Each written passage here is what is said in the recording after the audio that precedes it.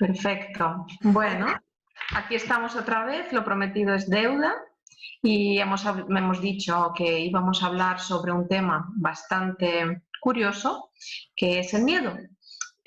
A pesar de que hay tantas cosas habladas sobre el miedo y hay tanto dicho y parece que ya no hay nada que añadir, pero quizás lo que podemos añadir es estructurar un poco y, bueno, como siempre, intentar enfocarlo en los aspectos prácticos del día a día, porque no hay absolutamente nadie que no haya sentido miedo en su vida, ¿cierto?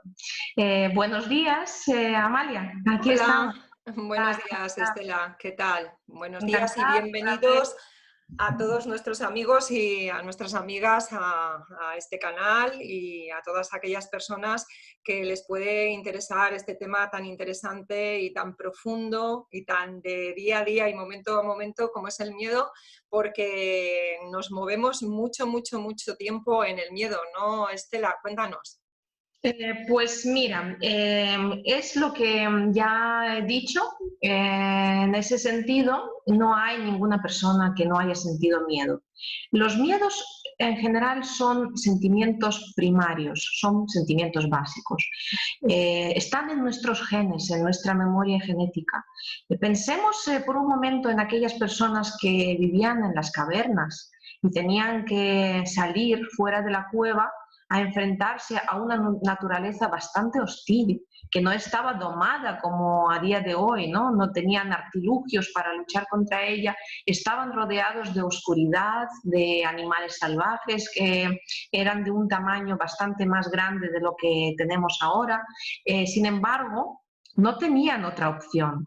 Tenían que salir para alimentarse.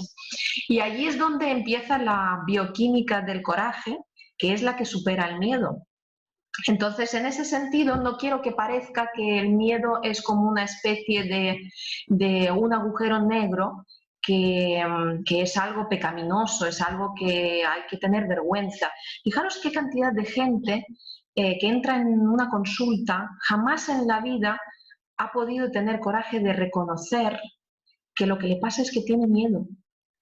Tiene miedo a enfrentarse a sí mismo. ¿Y quién creéis que está allí en el otro lado de ese miedo? ¿Quién está en el espejo de ese miedo? No hay más que nosotros, porque entre otras cosas, el otro lado del miedo es lo que imaginamos, lo que creemos que nos puede pasar. Cierto es que hay muchos miedos que son absolutamente reales. Hay muchas personas que dicen, mis miedos forman parte de mi vida porque yo ya sé lo que es vivir en la miseria y tengo miedo a la pobreza. Sé lo que es la enfermedad, sé lo que es tener a un hijo enfermo y no poder ayudarle y tengo miedo que le pase algo. Sé lo que es tener a los padres en una situación precaria y además no poder recursos para socorrerles o no poder ayudar a una persona que no quiere hablar. Y tengo miedo a la incomprensión, tengo miedo a la soledad. ¿Cuántas personas tienen miedo a la muerte? Y ese es otro tema.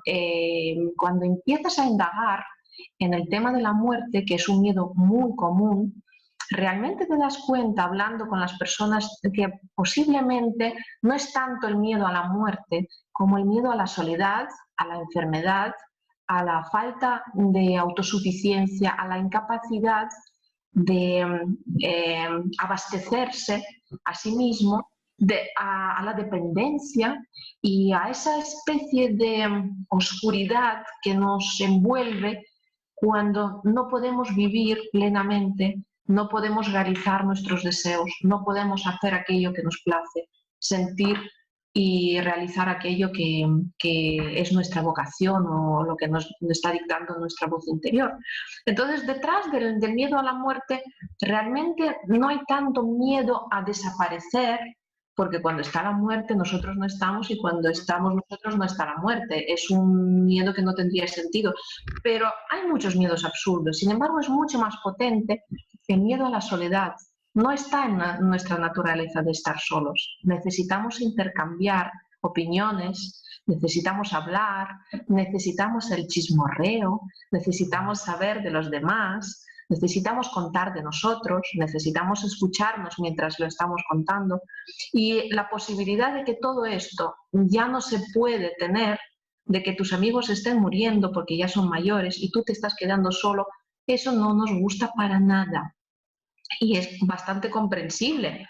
La sensación de que puedes estar enfermo y estar sufriendo un dolor continuo, sin recurso, también es un miedo muy común. Y estas son las cosas que forman parte del miedo a la muerte. Después, detrás de la muerte no hay más que lo más probable, desconocimiento, porque nadie sabe lo que ocurre con cierta No. certeza, ¿no? Y a la vez también es el miedo a no poder controlar, a no saber qué te va a ocurrir. Y entonces, como no sabes lo que te va a ocurrir, no lo controlas. Y esa es otra farsa, la farsa del control. Parece que controlamos nuestra vida en el día a día, pero muy lejos de eso estamos. Entonces, bueno, pues si vas un poco desgajando el miedo, te das cuenta de que cómo se compone de pequeñas partes y que realmente aquello que llamamos el miedo a la muerte, el miedo a la vida, del que hablamos también la última vez, no son exactamente lo que llamamos, sino que tienen otras pequeñas partes y cada una de ellas dependen de cómo hemos vivido nuestra vida y qué es lo que hemos entendido a lo largo de ella. Yo diría incluso que todos los miedos nacen en nuestra infancia. A partir de allí ya pues se van reforzando o los vamos superando, pero superar del todo el miedo es imposible porque también tiene una buena parte. Nos obliga a movernos, como aquello que te decía, las personas que vivían en las cavernas tenían un miedo, dibujaban las figuras de los animales porque es lo que visualizaban y de algún modo también se enfrentaban al miedo gracias a que lo visualizaban y de algún modo pues se mentalizaban de que ahora tengo que salir a enfrentarme a esta realidad. Pero la superación es la parte positiva del miedo. Entonces, bueno, pues allí es donde estamos. Sentimos el miedo todos los días, un poquito más lo superamos y desde luego hay momentos en los que no podemos enfrentarnos. Y volvemos otra vez a la estrategia de, si no puedes enfrentarte, es posible que tengas que huir momentáneamente. Pero si es huida, ya que tienes que huir, más te vale prepararte para la próxima batalla. Entonces, veo el miedo como un gran aliado también. El miedo, hay miedos muy positivos. Por ejemplo, el miedo a perderme algo en la vida, que nos mueve, que nos estimula, que nos hace evolucionar, que nos hace superarnos a nosotros mismos. El miedo a tener que depender de las decisiones de otras personas. Tarde o temprano rozamos esas preguntas existenciales. ¿Y yo cómo quiero vivir mi vida? ¿Yo quiero depender de las decisiones de otras personas, de los recursos de otras personas? ¿Yo quiero vivir según mis propias decisiones? Hay miedos que son constructivos, entonces ni es tan malo el miedo, ni debemos demonizarlo, ni tampoco es tan bueno justificar las cosas diciendo es que claro, son cosas que son circunstancias complicadas y entonces bueno, pues prefiero no enfrentarme y tal. Las justificaciones todos sabemos cuando no son verdad y cuando son solamente unas pequeñas trampillas que nos hacemos en el día a día. Entonces, bueno, pues si quieres pregúntame porque igual es mucho más interactivo también para toda la gente curiosa que nos está escuchando en ese momento. Sí, quería preguntarte, estabas hablando del miedo positivo, pero quería preguntarte cuándo el miedo se vuelve en nuestra contra, ¿no? Tú hablabas antes del cazador, había que salir a cazar, pero ahora todo ha cambiado, ya no luchamos contra mamuts ni contra leones, pero a lo mejor lucho contra ese miedo que no me permite ser sincero o sincera con mi pareja y decirle que quiero terminar con ella, ¿no? Entonces, ese miedo en algún momento se puede volver en un freno, en un bloqueo o en algo traumático y que puede hundir tu vida, ¿no? ¿No es así? ¿No lo ves así, Estela? Bueno, pues si son miedos a abrirse, a la sinceridad, el miedo a no ser escuchado, el miedo a no ser comprendido, evidentemente, pues a no ser que empieces por algo, difícilmente puedes superarlo. O sea, que quieres hablar, habla, quieres ser escuchado, escucha también, ¿no? Pues da a las personas aquello que quieres recibir, que es la única forma de superarlo. Pero yo, bueno, voy por partes, ¿vale? Para que no me escaquee de ninguna de las respuestas. Lo primero que me preguntas es cuándo el miedo se convierte en algo que nos puede resultar realmente destructivo, cuándo va contra nosotros. Voy a darte una respuesta clara y luego ya explicaré cómo es eso, porque quizás os parezca que es un poco extraño lo que voy a decir. El miedo se vuelve en nuestra contra cuando se convierte en agresividad y crueldad. Me vais a decir, bueno, ¿y qué tiene que ver la agresividad o la crueldad con el miedo? Si una cosa no es lo mismo, son cosas bien diferentes. Sin embargo, posiblemente hayáis observado de que las personas que están enfermas de miedo mayoritariamente son personas muy agresivas y muy crueles consigo mismo y con los demás. Aquellas personas que directamente te dicen, no quiero saber, o te obligo que hagas esto. He dicho que hoy no sale nadie de casa, porque he dicho yo, porque tal. Entonces, cuando ves ese tipo de respuestas, lo primero que tienes que pensar es que hay miedo. Es por aquello, ¿sabes? Es como cuando ves a un perro pequeño que no para de ladrar, y lo único que le pasa es que está temblando por dentro. Entonces, quiero que quede claro que el miedo, si lo vemos como una enfermedad, cuando uno está enfermo del miedo, siempre tiene síntomas que los expresan. Uno de los síntomas del miedo es la crueldad y la agresividad. Y son aquellas personas que hablan de una manera muy, muy agresiva. Tienen una agresividad verbal potente. Quieren parecer que tienen coraje, que son valientes. Y con las palabras intimidan a los demás, porque lo que más tienen es miedo ellos mismos. Entonces, el recurso que utilizan es intimidar a los demás para que nadie se atreviera a pensar o sospechar que ellos tienen miedo a cierta cosa o a la vida. O a ti mismo. Es el recurso que utilizan, ¿vale? Entonces, vemos que hay muchas personas agresivas, que contestan mal, que, bueno, que son crueles en la manera de expresar sus sentimientos, no tienen piedad, son despiadados y a menudo más aún consigo mismo. Son maestros severos con ellos mismos, no se permiten ningún lujo, no se permiten ningún capricho, suelen ser muy estrictos, muy poco, digamos, amorosos con sus propios sentimientos, muy poco permisivos.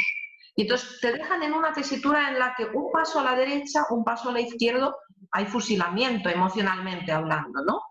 Entonces, cuando vemos esto, debemos ser capaces de racionalizar estas reacciones y lo primero que debemos empezar a sospechar de que hay un miedo atroz por medio, un pánico, incluso diría, ¿vale? Seguramente es un miedo y es un pánico, bueno, para que entiendas que el miedo y el pánico son cosas un poco diferentes. El pánico directamente es un sentimiento que te bloquea y te petrifica. Te has quedado absolutamente bloqueado por una emoción. De repente te dan un diagnóstico de esos que dices, válgame Dios, no esperaba esto. Y te quedas con esa sensación que te petrifica y puedes pasar años de esa manera, teniendo miedo a un diagnóstico que forma ya parte del pasado. Ya te tienes que pellizcar un poco para decir, chica, que ya pasó, eso ya pasó hace mucho tiempo, ya estoy bien, ya no me pasa absolutamente nada. Esa pareja o esta circunstancia o esto, lo que me ha pasado o este accidente, ya no forma parte de mi presente, ya no tengo por qué defenderme. Pero como nos ha hecho daño o que hemos creído que nos iba a hacer daño, hemos reaccionado y seguimos en ese bucle reaccionando. Entonces, volviendo un poco al tema de la agresividad, quiero que quede absolutamente claro que el miedo es negativo cuando encuentra ese tipo de expresión. Número uno, cuando ves una persona que actúa con agresividad o actúa con crueldad, que es despiadado, sobre todo con aquellos que sabe que no pueden defenderse, que son más débiles, tienen menos recursos, son más jóvenes, son los que están en una línea, digamos, de subordinación por debajo. Y eso enseguida pensarás, vale, es la típica situación de padres-hijos. O incluso en los tiempos un poco antiguos, el padre de la familia con respecto a los hijos y a la mujer. Esa no era la situación que hemos vivido prácticamente todos, de tener un padre de esos que cuando te mira dices, más me vale no decir nada. Este día ya no hablo. Bueno, pues ahí está. ¿Y de qué tenía miedo? Pues lo primero es digamos, de vivir la duda si tiene autoridad suficiente. Se instalaba la autoridad en base de miedo, no en base de diálogo, en base de un monólogo. Entonces, si cuestionas o ríes, enseguida se derrumba toda la infraestructura que se ha montado en base de esto. Entonces, el miedo era una potente motivación para que nadie se atreviera a cuestionar si ese sistema de educación es sostenible o no es sostenible. Si esto es lo que queremos o no es lo que queremos, si tenemos derecho a opinar o no tenemos derecho a opinar. Mientras había miedo, todo permanecía intacto. Y esa misma, digamos, relación basada en el miedo, la vemos también muy a menudo en los adolescentes. Fíjate lo que ocurre, que todos los psicólogos y psicoanalistas están absolutamente devastados viendo como después de una época de bonanza, en el sentido de las relaciones en la familia, donde había permisividad, donde se preguntaba a todos qué es lo que les parecía, cómo les parecía, qué querían estudiar, dónde querían trabajar y si querían pues casarse o no casarse, etcétera, etcétera, de repente volvemos otra vez al siguiente turno de relaciones basadas en el miedo y agresividad, donde he dicho yo o porque he dicho yo es un argumento. En los jóvenes a día de hoy se ven cada vez más ese tipo de relaciones, donde hay un control irracional basado en persecución, en el miedo y en el castigo. Si yo me entero de tal, yo a ti te quito de mis redes sociales. Y eso condiciona. O yo te hackeo tu cuenta de tal, o yo te hago esto, o yo simplemente te doy una paliza. O te cojo con un coche y te arrastro 200 metros o lo que sea. Se ven cosas que realmente a veces cuestionamos cómo es posible que después de educar las generaciones venideras con una capacidad de escucha, con una capacidad de cuestionamiento y autocuestionamiento, de repente entran en esas relaciones tan perjudiciales y tan patológicas otra vez, ¿no? Donde hay un dictador y donde hay básicamente una víctima que tiene que estar a la merced y a la complacencia del otro. Entonces, vemos que seguramente son relaciones que están incluso enquistadas en nuestros genes, porque, por lo que te estaba diciendo, el miedo es una de las emociones más básicas y primarias que tenemos en nuestro registro emocional. Lo contrario al amor, ¿vale? Entonces, la primera opción cuando el miedo es negativo es cuando se vuelve crueldad, cuando se vuelve agresividad. la ausencia de compasión. Con lo cual, el recurso que tenemos que desarrollar es la compasión. Esa es la cura del miedo. Cuando uno se vuelve compasivo, empático y se pone en el lugar de otra persona, no tiene por qué tener miedo. Si tú te imaginas en el lugar de otra persona, eres tú el que está enfrente. ¿Tienes miedo de ti mismo, acaso? Eso por filosofar un poco, ¿vale? Quizás es demasiado profundo. Nos alejamos un poco del aspecto práctico. Pero allí os lo dejo. Porque en el fondo del miedo no hay más, pero tampoco mucho menos, que mirar tu propio ombligo, que cuestionarte a ti mismo, que intentar acercarte un poco más a las causas. Y luego, sobre todo, una cosa importantísima es reconocerlo y verbalizarlo. Ese miedo que no está reconocido ni está verbalizado, ese es el miedo agresivo. No estoy dispuesto a reconocerlo. Yo no tengo ningún miedo. Pues cuando escuchas a alguien decir yo no tengo ningún miedo, que no te quepa ni la menor duda que es el que más miedo tiene. Seguramente que sí, así Hasta de estoy de su acuerdo. propia sombra. Y también miedo de estar derribado de su propia postura, de ese imaginario trono en el que parece ser que tiene derecho a todo y todos tienen obligación a todo. Entonces, ese es número uno, ¿vale? Creo que más o menos nos queda claro, ¿vale? Y la segunda opción, cuando el miedo se vuelve en contra nuestra, es cuando nos bloquea. Esa es la situación de ese pánico que te expliqué. Coges el miedo a algo que ya sucedió y tú te quedas absolutamente petrificado. No te queda ningún recurso. Tienes miedo a los perros y eso es algo que describía muy bien Dr. Bach cuando hablaba del tema de los miedos, porque fueron de los primeros remedios florales que desarrolló, porque él mismo se identificaba mucho con ese estado. Entonces él decía, bueno, pues imagínate que tienes miedo a los perros y cada vez que ves a alguien andar con los perritos por la calle, por la misma calle donde estás andando, tú tienes que cambiarte de lado porque no puedes soportarlo. Entonces, cuando ves el miedo, cuando lo vas desgranando, vas reconociendo, lo vas verbalizando y entiendes lo irracional que es y que no tiene que haber ningún sentido a ese tipo de miedos, seguramente lo superas poco a poco. ¿Qué quiere decir superar? Siguen gustándote muy poco los perros, vamos a ser sinceros, pero ya no tienes que cruzar del lado. Entonces, no es el miedo que te gestiona a ti, sino que tú gestionas el miedo. Lo sigues teniendo. Incluso puedes entrar en un diálogo. Él lo que hacía es dar muchas conferencias, ¿no? Fue una persona muy práctica en ese sentido y, bueno, hablaba mucho con la gente, daba muchos cursos y tal. Entonces, él cuando tenía que salir al escenario, porque tenía un pánico y miedo escénico tremendo, y era una persona que hablaba muchísimo en público, imagínate lo absurdo que es eso.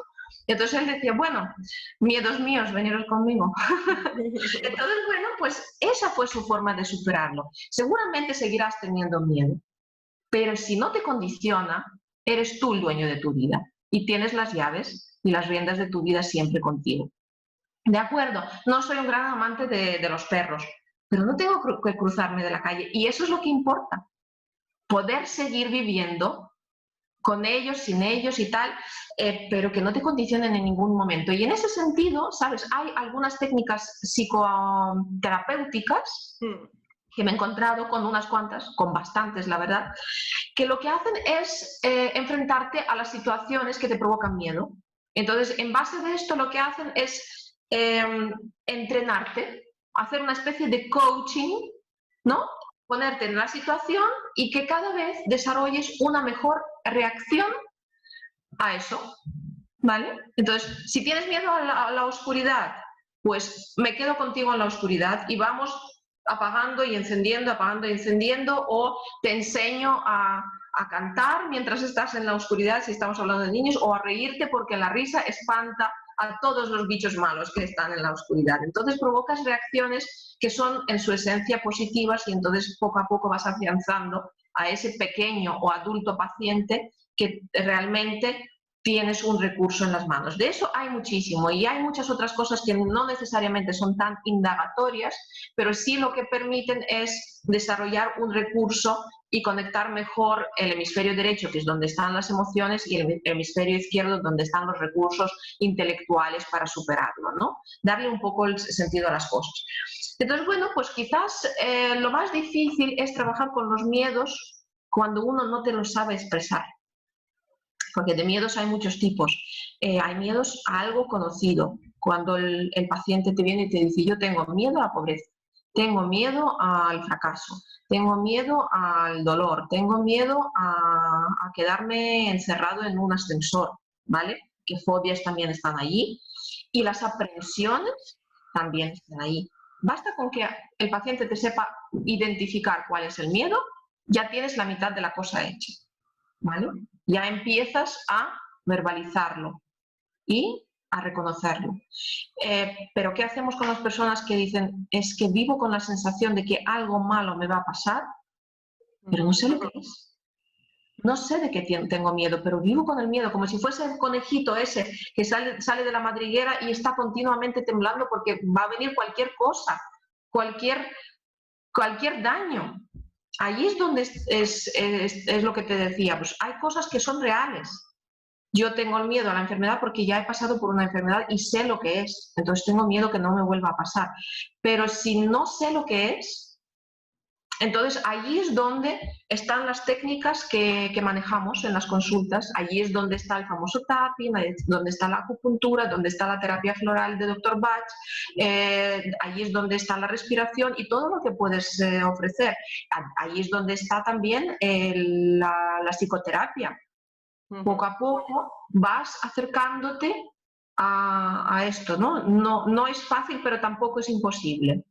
Y luego, ¿qué más? Entre los miedos así más comunes te podría decir que hay mucho miedo y preocupación por el bienestar de nuestros seres queridos.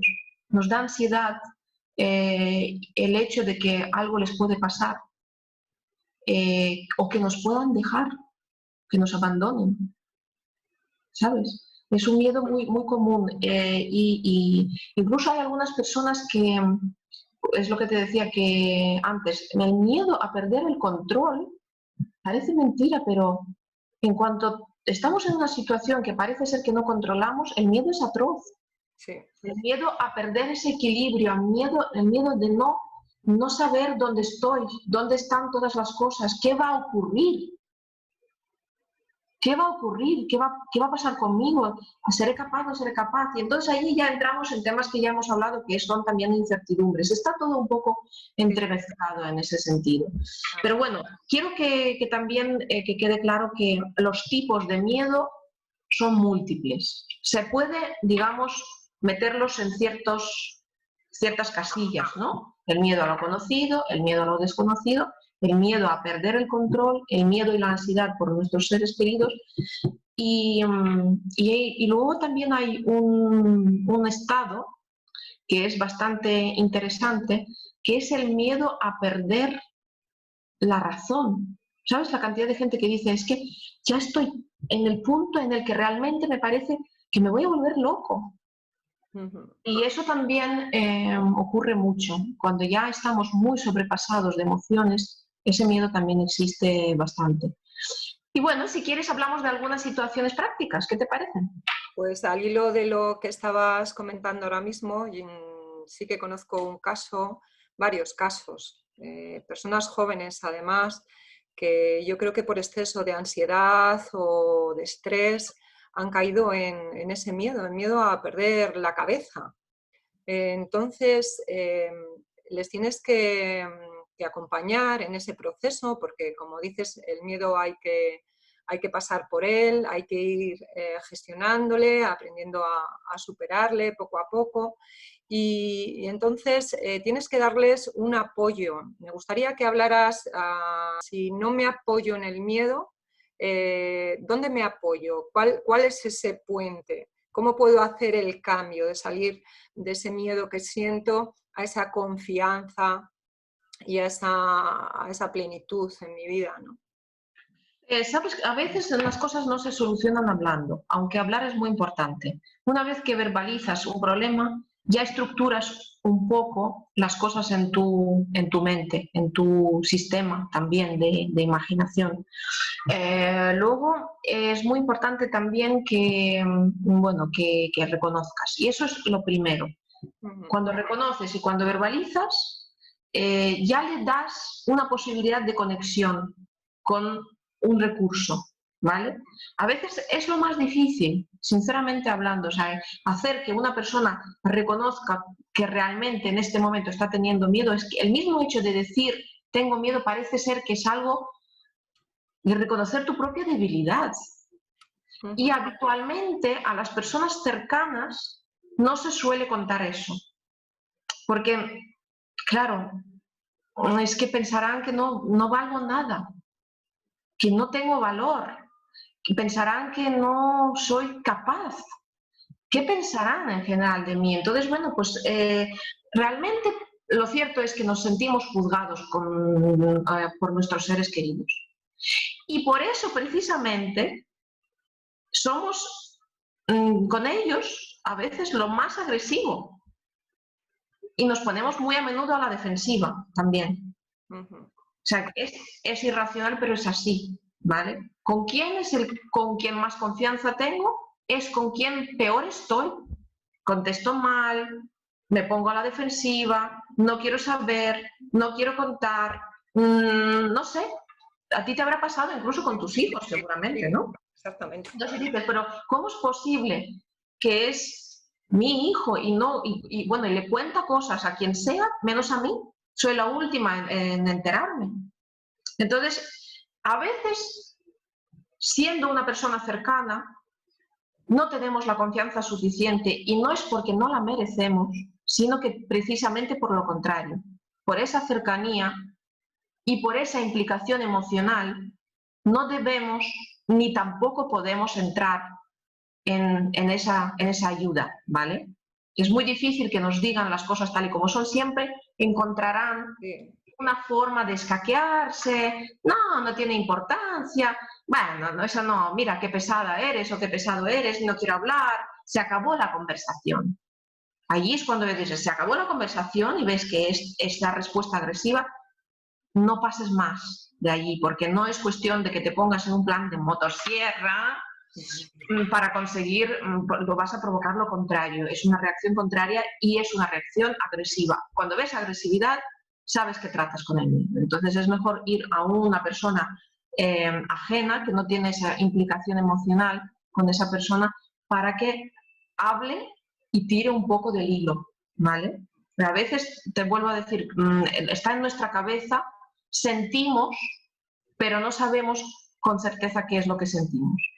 Y entonces, bueno, pues ahí es donde está el profesional que sabe hacer preguntas, sabe tirar del hilo y sabe un poco también llegar a las raíces de ese miedo, porque las raíces pueden estar en la infancia.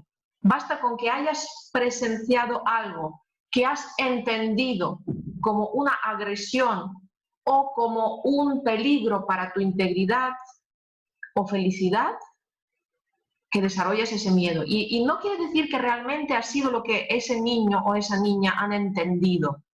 Por eso es muy importante pillarlo todo a tiempo, porque cuanto antes lo trabajas, antes desarrollas el recurso. Tiene que haber alguien que a la edad que sea le dé sentido a esas cosas, le dé un vuelco y le dé también una idea de que las cosas, incluso aquellas que nos hacen daño, están por algo.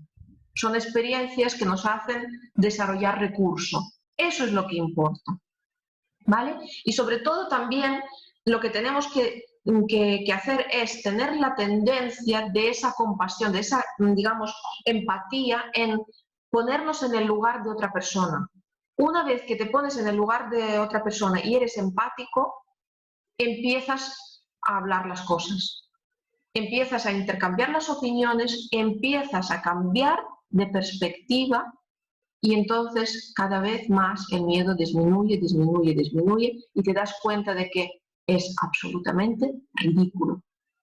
Una vez que te puedes reír de tu miedo, desaparece. Así es.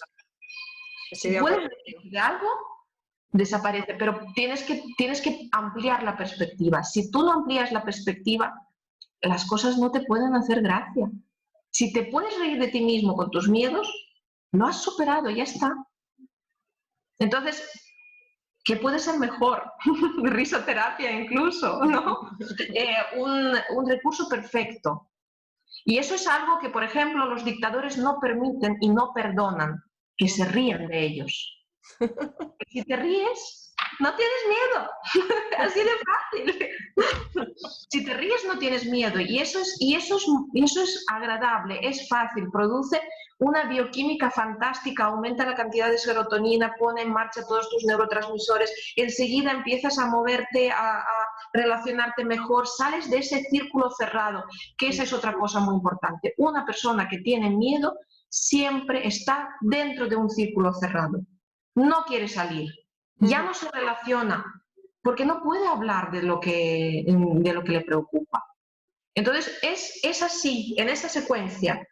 Reconoces internamente, lo verbalizas y lo compartes con alguien, que te permite, digamos, entender también en gran escala lo que está ocurriendo dentro y de dónde viene.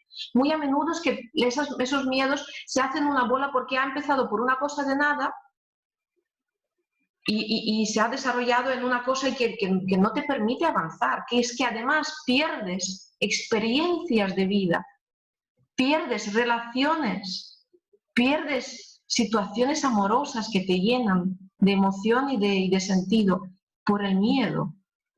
Pues sí. Y luego el miedo está detrás de las guerras, de las peleas, de la incomprensión, de los divorcios, de los conflictos con los hijos y con los padres, con las parejas, del maltrato. El miedo está detrás del maltrato animal también. O sea, que siempre vamos contra los más débiles, los que no nos pueden contestar, los que no pueden decirnos, oye, yo soy más fuerte.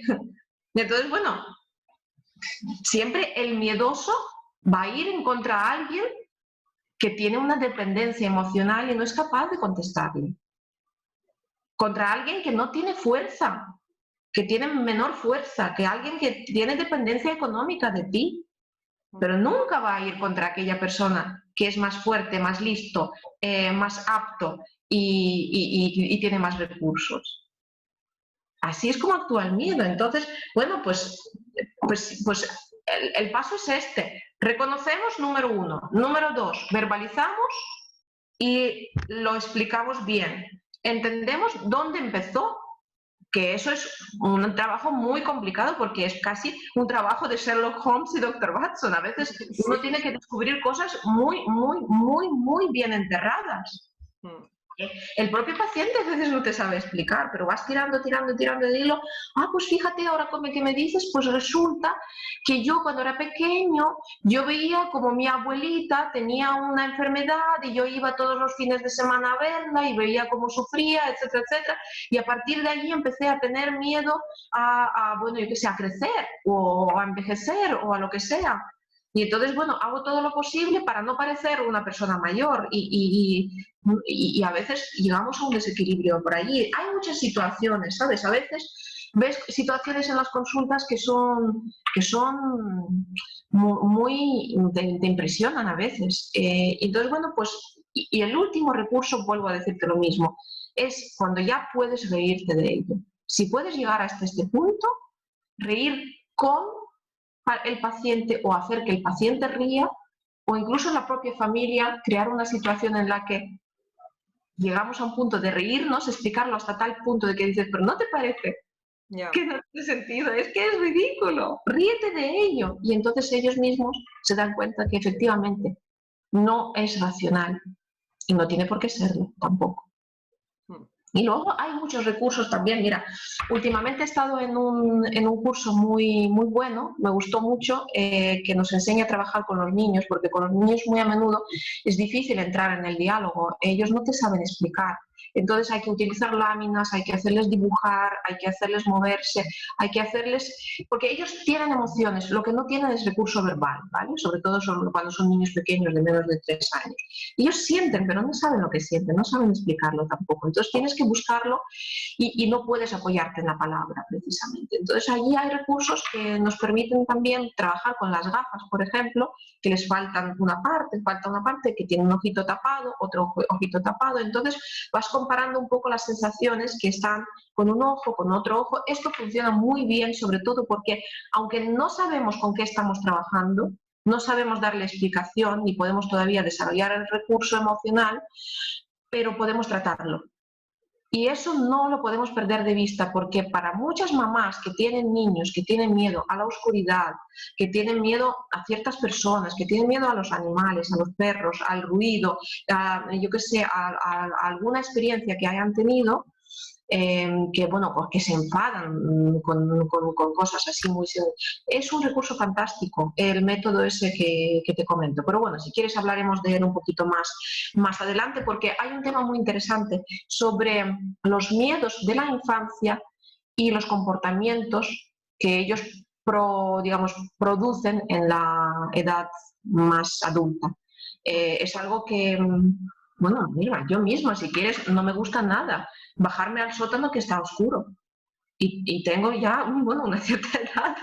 Entonces, bueno, pues no me condiciona, evidentemente, pero me gustaría liberarme de él, al igual que de muchas otras cosas.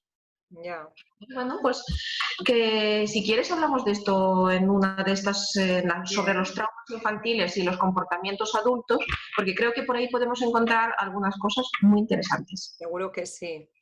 Yo, bueno, me gustaría dar como recurso también la confianza en la vida, ¿no? La confianza como fe. Yo suelo decir una frase a mis hijos, que es: todo lo que viene conviene. No sé si es verdad o no, pero sé que cambia mi perspectiva y abre mi mente.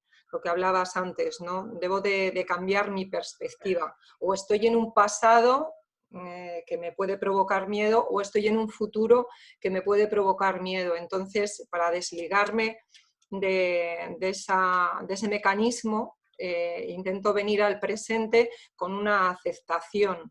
Acepto esto, con lo cual me voy a una observación de lo que está ocurriendo y a una observación de mí mismo, de mis síntomas, de mi miedo, y a intentar vivir en el presente, a sentir esa presencia como una presencia poderosa. O sea, me siento poderosa ante aquello que gestiono y que vivo. Puedo crear mi realidad y puedo influir en mi realidad, puedo influir y gestionar lo que siento y lo que pienso. Con lo cual estoy preparada absolutamente para superar este miedo o pasar por él de manera creativa y de manera constructiva, y sobre todo quedarme con la sabiduría que me está aportando esa experiencia de miedo, ¿no? Sabes que esto desde luego sería ideal, es el plan ideal. Ahí es donde vamos. Basta con decir que si hay fe y cuando hay esa filosofía de vida llena de fe, no hacen falta otros argumentos, ¿vale? Una persona que tiene fe no necesita más explicaciones y eso es fantástico. Otra cosa, que hay personas que están en una crisis de fe. Ahí es donde tenemos el problema. Si tienes fe y realmente crees que energéticamente todos somos uno, entonces no, ya a partir de allí desaparecen muchísimos problemas. El problema de incertidumbre, el problema del miedo, el problema de la agresividad. No agredes al otro porque forma parte de la unidad. O sea, ¿cómo vas a agredir a ti mismo? El problema viene cuando esa fe no es suficiente o no la hay. Entonces, estamos en la superficie. Creemos que las personas son enemigas. Creemos que van a venir contra nosotros y nos van a hacer daño. O nos han hecho daño ya. Pero también hay un dicho que en realidad nadie te hace daño, tú te haces daño. Porque las personas actúan de una manera, pero tú interpretas sus acciones. Totalmente. Tú decides que esto te hace daño o no te hace daño.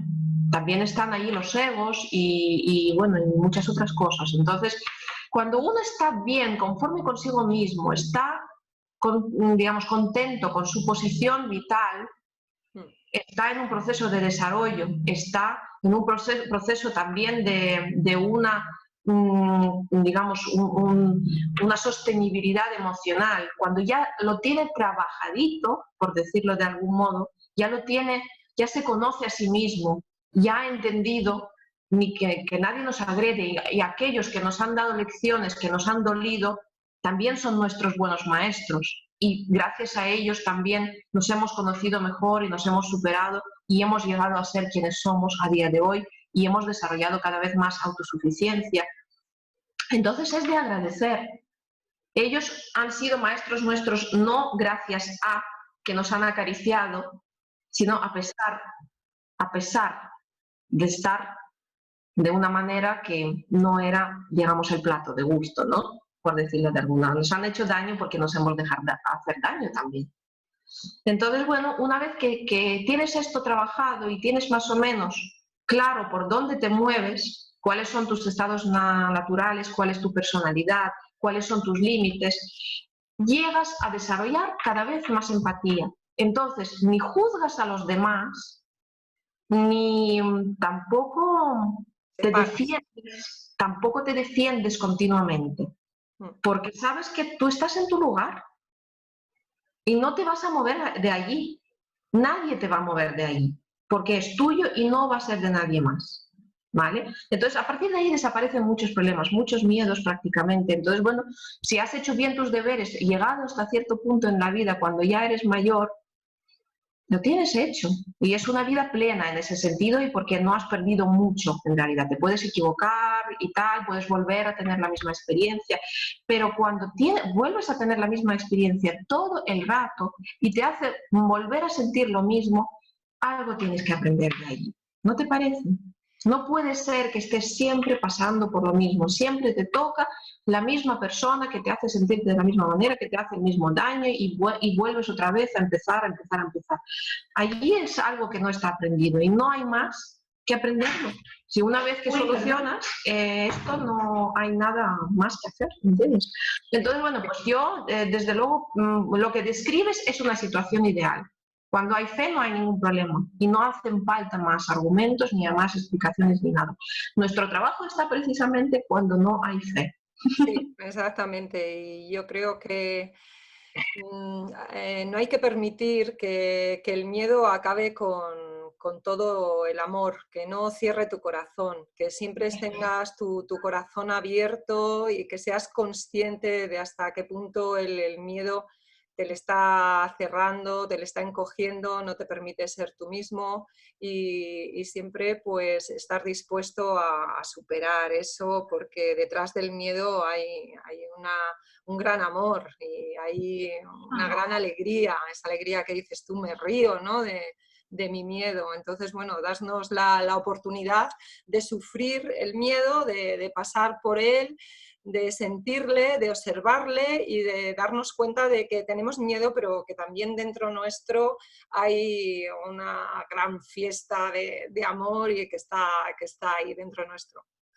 Yo lo único que puedo añadir a esto, que si, bueno, y desearnos a todos, que si vamos a tener miedo, por favor, que sea el miedo a perder las vivencias. Ese es el único que me apetece.